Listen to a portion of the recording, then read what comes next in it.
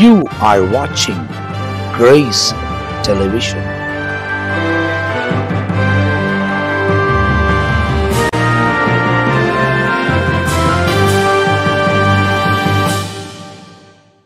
பிரியமானவர்களே, இயேசுவின் நாமத்தில் வாழ்த்துக்கள்.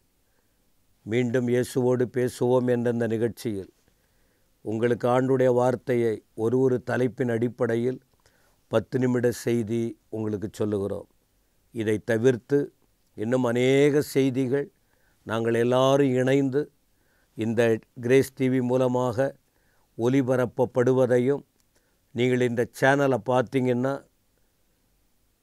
நிறைய அநேக வார்த்தைகளை நீங்கள் கேட்க முடியும். இது 10 நிமிட செய்தி. ஆகவே சுருக்கமாக உங்களுக்கு அதிக வசனங்களை ஒப்பிட்டு பார்த்து சொல்லாமல் சொல்லி கொண்டிருக்கிறோம். அப்போ இன்றைக்கும் என்ன தெரியுமா, உங்கள் ஜெபம் கேட்கப்படும். உங்கள் ஜெபம் கேட்கப்படும். ஜெபம் என்பது என்ன? ஆண்டவரோடு பேசுவது. இன்றைக்கு இந்த வார்த்தைகளை உங்களுக்கு நான் சொல்லுகிறேனே, ஏறக்குறைய இந்த வேதத்தை பிறருக்கு சொல்லக்கூடிய அளவுக்கு 41 வருஷத்துக்கு மேலே இந்த தகுதியை கடவுள் கொடுத்துருக்கிறார். என்னுடைய 16 வயதில் ஜெபிக்க தொடங்கினேன். 19 வயதில் அதிகமாக ஜெபிக்க தொடங்கினேன். 23 வயதில் இன்னும் கூடுதலாக கர்த்தரோடு நெருங்கி வாழ்க்கையை முழுமையாய் ஒப்பு கொடுத்து நிறைய ஜெபம் பண்ணியிருக்கோம். எந்த பதிலை நாம் சொல்வது? தேவன் எல்லாருக்கும் உரியவர். நாம் மனுஷங்க, நம்ம தேவைகள் அதிகம் இருக்குது. ஒவ்வொருவருக்கும் ஒவ்வொரு விதமான தேவை கண்டிப்பாக இருக்குது. அப்போ இந்த தேவையை பெற்றுக்கொள்ள நம்ம என்ன செய்யணும்? அவர்கிட்ட தான் நெருங்கணும். அநேகர் ஜெபிக்க வேண்டும் என்று சொல்லுவார்கள், ஜெபிக்க மாட்டார்கள். ஜெபத்திற்கு பல விதங்கள் இருக்கிறது. ஜெப முறைகள் இந்த வேதத்தில். அந்த முறையின்படி நாம் ஜெபிக்க தொடங்கும்போது கட்டாயம் உங்களுக்கு இன்னது தேவை என்று உங்கள் பரமபிதா அறிந்திருக்கிறார். சங்கீதம் 65 2ஆம் வசனத்தில், 65ஆம் சங்கீதம் 2, ஜெபத்தை கேட்கிறவரே, மாம்சமான யாவரும் உம்மிடத்தில் வருவார்கள். இந்த வசனத்தை பலமுறை நானும் பேசியிருக்கிறேன். ஆண்டவருக்கு பல பெயர் உண்டு. ஜெபத்தை கேட்கிறவர். அவர் காது இருக்குது. ஆனால் நாம் பேசணும், அவர்கிட்ட பேசணும். சின்ன காரியம் பெரிய காரியம் இல்லை. சிலர் சொல்வாங்க, இதெல்லாம் போய் கடவுளுக்கு சொல்லணுமா? எல்லாத்தையும் சொல்லணும். அவர் ஆசைப்படுறார். என் பிள்ளைங்க என்கிட்ட ஜெபம்ங்கிற அந்த நிலையில் என்னோட பேசட்டும்.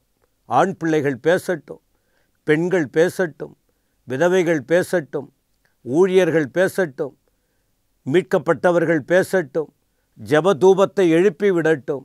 ஆண்டவர் எதிர்பார்க்கிறார் பேச வேண்டும் என்று. அப்போ இப்படி என்ன சொல்கிறாரு? மாம்சமான எல்லாரும் உம்மிடத்தில் வருவாங்க, எல்லாரும் வர வேண்டும் என ஜெபத்தை கேட்கிறவர். சங்கீதம் 18:6, 18ஆம் சங்கீதத்தின் 6ஆம் வசனம் படிங்க. எனக்கு உண்டான நெருக்கத்தில் நெருக்கம் வரும்போது.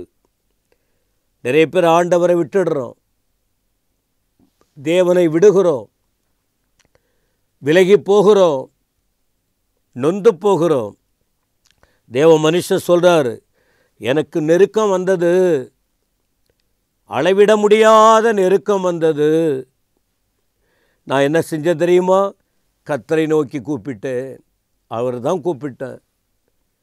அவர்கிட்ட தான் நான் போனேன். அவர் ஆலயத்திலிருந்து என் சத்தத்தை கேட்டுட்டார். எனக்கு அன்பான தேவ ஜனமே, உங்கள் ஜெபம் கேட்கப்படலைன்னு நினைக்காதீங்க.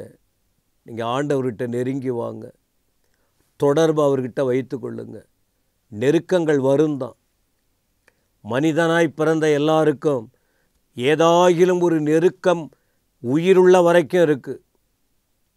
வேதத்தில் அப்படி தான் சொல்லியிருக்கு. பைபிள் படிக்கிறதுனால, ரட்சிப்பை பெற்றதனால, ஊழியம் செய்வதனால, கர்த்தருக்காய் வாழ்வதனால நல்ல மகிமையான சந்தோஷமான வாழ்க்கைன்னு நினைக்காதீங்க. ஆத்மாவில் சந்தோஷம் இருக்குது, அதில் எந்த மாற்றம் இல்லை. பாடுகள் நெருக்கங்கள் இருக்கவே இருக்குது. ஏன் இதை சொல்கிறேன்? நீங்கள் இயேசுவை ஏற்றுக்கொண்டா உங்களுக்கு ஒரு துன்பமும் வராதுன்னு நிறைய பேர் சொல்கிறாங்க. நானும் 40-45 வருஷத்துக்கு மேலே ஆண்டவரை ஏற்றுக்கொண்டேன். நானும் சோதித்து பார்க்குறேன். அளவுக்கு மீறி பிரச்சனை இருக்குது. ஆனால் பிரச்சனைகளின் நடுவில் தேவனுடைய கிருபைகள் அதிகமாக இருக்குது. ஆண்டவரை விட்டு விலகவே முடியாது. ஒரு முறை தெய்வத்தை பிடித்து கொண்டால் அவரை விடவே முடியாது. அப்படிப்பட்ட தெய்வம். எனவே நெருக்கங்கள் வருகிறதா, அவரை விட்டுறக்கூடாது. அவர்கிட்ட நெருங்கணும்.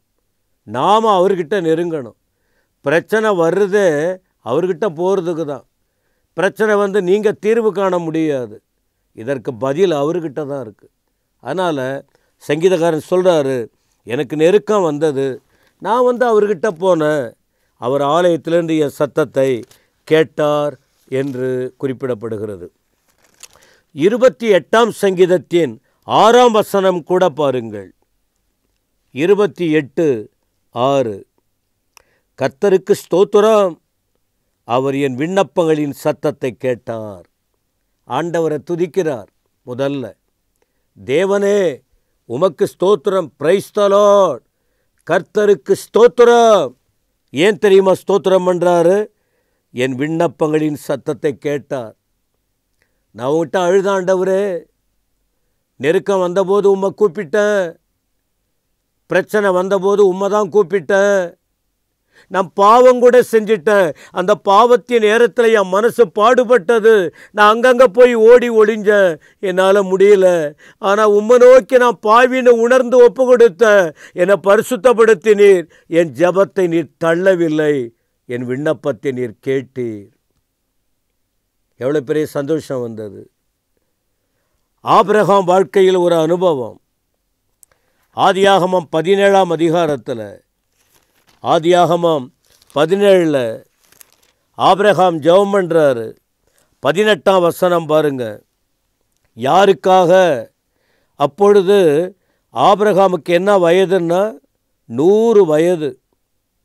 17 பார்க்குறோம். ஆண்டவர் வாக்கு கொடுக்கிறார், ஆபிரகாமே உன் குடும்பத்தை நான் ஆசீர்வதிப்பேன். ஆபிரகாமுக்கும் வயது 100, சாராளுக்கும் வயது 90 வயது. என்ன சொல்கிறாங்க? எங்களுக்கு எப்படி நீங்கள் சொல்கிறீங்க, எங்களால் எப்படி முடியும்? அப்போது ஆண்டவர் சொல்கிறாரு, இஸ்மவேல் உனக்கு முன்பாக இருக்கிறான். இஸ்மவேல். ஆபிராம் தேவனிடத்தில் விண்ணப்பம் பண்ணினான். ஆபிரகாம் தேவனிடத்தில் விண்ணப்பம் பண்ணினான். அப்பொழுது ஆண்டவருடைய வாக்குத்தத்தம் வருகிறது, நான் உன் மனைவியாகிய சாராளை ஆசீர்வதிப்பேன், அவளுக்கு ஒரு குமாரன் பெறுவான், ஈசாக்குன்னு பெயரிடுவாய், என் உடன்படிக்கை அவனுக்கும் அவனுக்கு பின்வரும் அவன் சந்ததிக்கும் நித்திய உடன்படிக்கையாக ஸ்தாபிப்பேன் சொன்னார். 100 வயது 90 வயதுன்னு நினைக்காத. நீ என் பிள்ளை, என் வழியில் நடக்கிற, நான் உன்னை நடத்துவேன். விண்ணப்பம் பண்ணினான். கர்த்தர் பதில் சொன்னார். இவன் கேட்டது வேற, ஆண்டவர் கொடுத்த பதில் வேற. இவர்கள் ஜெபித்தபடியே ஆண்டவர் பதில் கொடுத்து ஆசீர்வதித்தார். இந்த வார்த்தைகளை கேட்கிற எனக்கு அருமையானவர்களே, உங்கள் ஜெபம் கேட்கப்படும். இதுவரைக்கும் ஒருவேளை நீங்கள் ஜெபித்து பதில் இல்லையா? இந்த மாதத்தில் நீங்கள் பதில் பெறுவீங்க. அடுத்த மாதம் பதில் பெறுவீங்க. இந்த வருடத்தில் கர்த்தர் உங்கள் வாழ்க்கையை கட்டி எழுப்புவார். உங்கள் ஜெபத்துக்கு பதில் வரும். நீங்கள் நினைத்து பார்க்க முடியாத அளவுக்கு ஆண்டவர் அற்புதங்களை செய்வார். என் வாழ்க்கையில் என் ஜெபங்களை அதிகமாக கேட்டிருக்கிறார். உங்கள் வாழ்க்கையில் ஆண்டவர் பதில் கொடுக்க வல்லவராயிருக்கிறார். விசுவாசத்தோடு கேளுங்க. ஆண்டவர் வார்த்தையை பிடித்து கேளுங்க. அவரை விட்டு விலகாதீங்க.